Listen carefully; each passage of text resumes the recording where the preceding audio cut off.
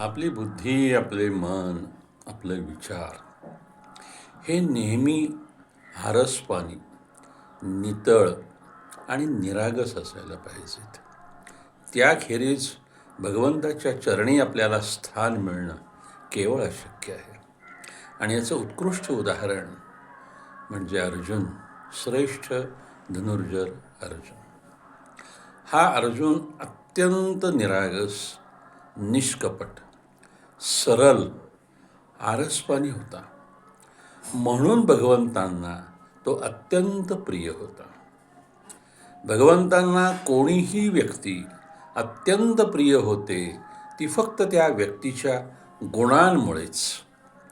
ती कोणते उपचार ईश्वरचरणी अर्पण करते याला ईश्वराच्या लेखी काहीही महत्त्व नसतं.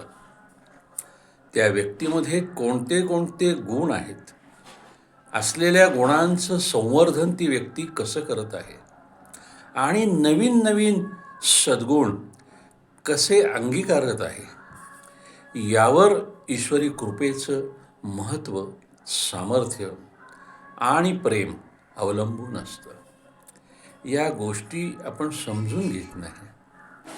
आपला स्वभाव हा निष्कपटच असला पाहिजे, हे मात्र डोळ्यात तेल घालून आपण लक्षात ठेवलं पाहिजे.